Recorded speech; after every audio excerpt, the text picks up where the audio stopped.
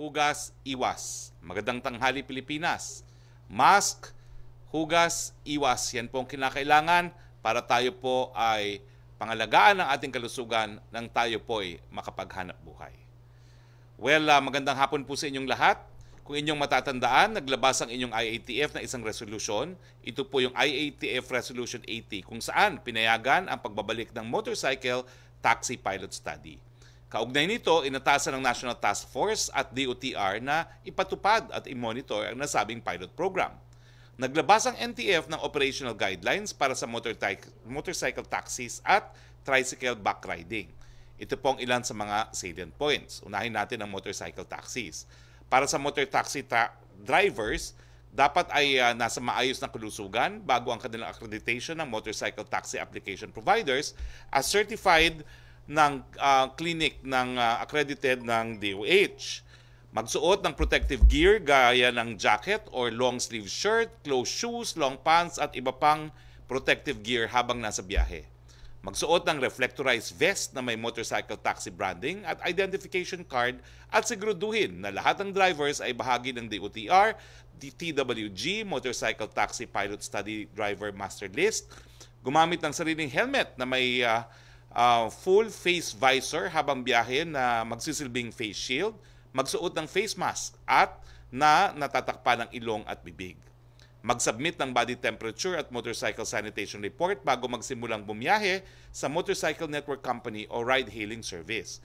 Mag-fill out ng health declaration form ng DOTR, accredited motorcycle apps bago bumiyahe. Siguraduhin ang mga kamay ng driver at pasahero ay nag-sanitize bago sumakay ng motorsiklo. Gumamit ng motorcycle unit na walang modified parts, components, or accessories. Parating mayroong NTF-approved barrier sa pagitan ng driver at pasahero sa buong biyahe. Linisin at i-disinfect ang helmets, riding apparels, upuan at shields pagkatapos ng bawat biyahe.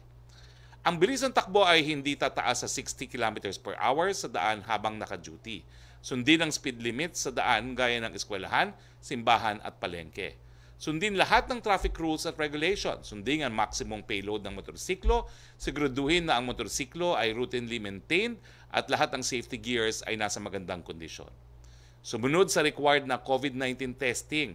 Tumanggap lang ng isang pasahero sa bawat biyahe at kunin ang bayad o pasahe sa motorcycle online application. Samantala, maaring tanggihan ng motorcycle driver ang mga sumusunod na pasahero, yung mga nakainom, nakadroga o iba pang banned substance. PWD na hindi makahawak ng maayos o ligtas, mga bata, mga buntis, mga hindi sumusunod sa required ng protocols. Ito naman po ang dapat sundin ng mga pasahero.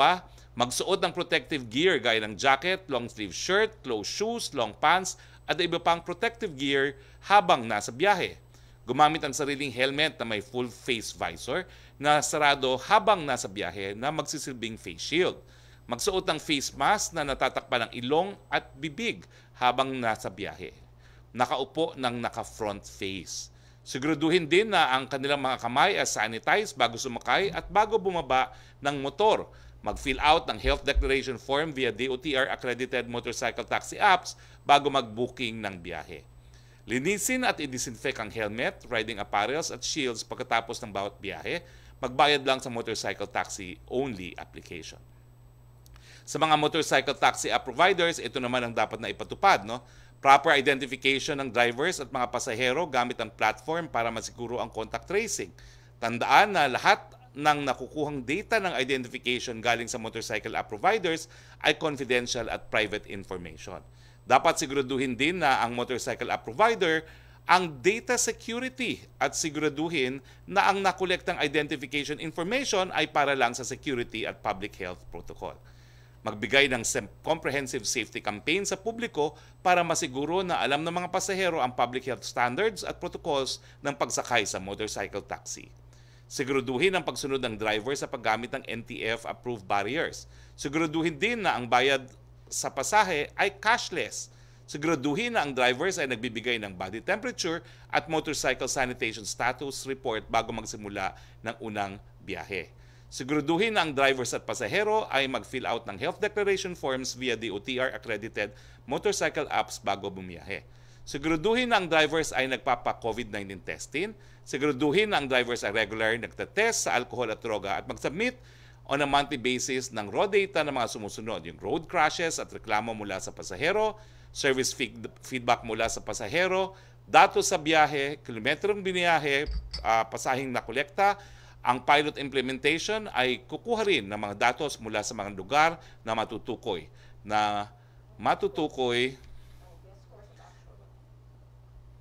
ang best course of action para sa lugar na iyan. Magbigay ng feedback mechanism ng driver at pasahero para maipaalam ang reklamo at iba pang issues. Okay, napakadami pong mga nagtatanong, no? Ano ba ho yung nangyari kahapon? Well, kahapon po, busy-busy po ang ating presidente. No? Nagsimula po yan sa mga oath-taking. Isa sa mga nag-oath ay yung ating bagong speaker, Lord Alan Velasco. Matapos po yan, nagkaroon po ng pagpupulong nga po. Nagpulong po ang presidente, kasama po si Secretary Maynard Guevara, ang ating OIC Director ng NBI, Distor, si Executive Secretary, si Secretary Bongo, Senator Bongo, I stand corrected. At kasama po nila mga 40 pong mga opisyal ng BI, lahat po ay nasuspinde o nakasuhan na ng ombudsman at tungkol nga po dito sa pastillas. Now, ang nakuha ko pong impormasyon ay kalma naman po ang presidente nang siya'y pumasok doon sa kwarto na kung saan naganap ang pagmi-meeting. At nung simula po ay inutusan niya yung kanyang isang aide na ilabas yung isang box na pula at bigyang isa-isa yung 40 mga empleyado ng BI. So binigyan po sila ng isa-isang pastillas. Matapos po mabigyan ng tigi-tigi isang pastillas, ang sabi ng presidente, kainin nyo yan dahil yan po ay may pera. Pero hindi naman po nagpilit ang presidente kasi nga po nandun daw si Secretary of Justice Maynard Guevara at ang sabi niya baka ako makasuhan, no, dahil nandyan si SOJ. So hindi naman po niya pinilit na kainin ng mga taga-BI yung pastillas na may pera, no. Pero nagsabi rin po ang presidente na talagang dapat matigil na ang korupsyon at ang sabi naman po ng presidente, kayo ay ng mga nakasuhan na, depensahan ninyong mga sarili ninyo dahil kung hindi, talagang makakalaboso sila. Sa panig naman po ni Secretary Guevara, sa harap ng presidente, sinabi niya na yung Expanded Task Force on Corruption ay magpapatuloy po ng kanilang investigasyon sa CID rin po. Sabi nga po ni Secretary Guevara, siyempre yung paglilinis, sisimulan nila sa kanilang saliging kapaligiran, no? Dahil ang CID po ay nasa ilalim pa rin ng DOJ.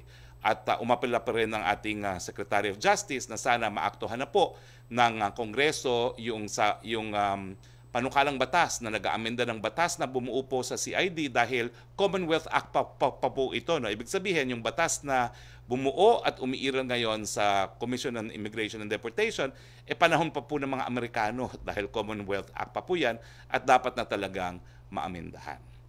Now, sa punto naman po ng PhilHealth, kahapon kasi tinanong, ano ba talaga ang score? Hanggang 90 lang ba po ang libreng dialysis? Or wala ba po itong limit? Well, kinausap ko po yung napakagaling na bagong talagang presidente ng PhilHealth at ating kaibigan, si Atty. Giran. At ito pong sinabi niya. Unang-una, kukuha po siya ng board approval para po maparami pa yung dialysis, more than 90. Ang kanyang magiging suggestion sa board po, at ito po ay bukas nilang pagmimitingan, ay 3 times a week times 4 weeks a month times 12. So more or less po, ang maibibigay na libreng dialysis kung aproban po ng board ay 133 per year. Now, bukod pa po dito, mabuting balita po ito ha. Sinabi po sa akin ngayon lang po, no, bago magsimula ang press briefing ni Atty. Giran, na nakipag-usap din siya kay General Manager Garma ng PCSO at bukod pa po doon sa 133 na dialysis na sana po ay ma-aproban sa pagmi-meeting ng board bukas, ay magbibigay din ng 10,000 pesos sa lahat ng mga nagpapadialysis ang PCSO. Sana po malinaw na ngayon kung anong mangyayari doon sa ating libreng dialysis habang tayo po ay nasa panahon ng pandemya. Pumunta naman po tayo sa COVID-19 update natin. No? Ito po ang global update. Sang-ayon pa rin po sa Johns Hopkins. No? Higit 50 milyon na po or 50,801,471 ang tinamaan ng COVID-19 sa buong mundo. No? Nasa 1,262,251 katao naman po ang binawian ng buhay dahil sa coronavirus. Nangunguna pa rin po ang Estados Unidos na mayroon pong mahigit 10 milyon na mga kaso at 238,097 deaths.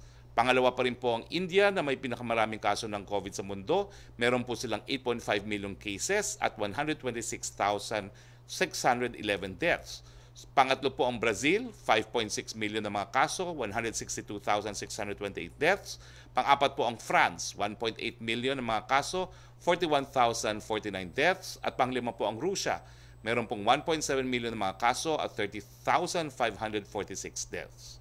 Meron po tayo ngayon dito sa ating bayan, 29,018 na active cases sang-ayon po sa November 9 case bulletin ng DOH. Ito ay mula sa kabuong bilang ng kaso na 398,449. Sa mga aktibong kaso, 82.7% po ay mild, 9.4% po ay asymptomatic, 5% ay critical, 2.8% ay severe. Meron na po tayong na-report na 361,784 na recoveries. Samantalang nasa 7,647 naman ang binawian ng buhay dahil sa coronavirus. Nakikiramay po kami. Pumunta po tayo sa ating critical care capacity. Ito po maganda po ang ating critical care capacity pero hindi ibig sabihin magpapabaya na po tayo. Kinakailangan abutan po natin ang bakuna na hindi na po magtatagal ay lalabas na. Isa nga po sa balita kahapon, malaking balita, yung daw bakuna ng Pfizer, 90% effective. So, nandyan na ang bakuna, ngayon pa ba kayo magkakaroon ng COVID? Kailangan po, mask, hugas, iwas. Abutan po natin sana lahat ang bakuna.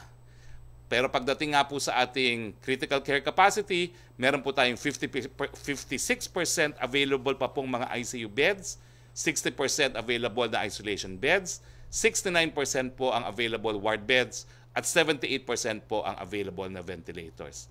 Huwag mo po nating naisin na gumamit yung mga kamang yan. Mask, hugas, iwas. Dito po nagtatapos ang ating briefing.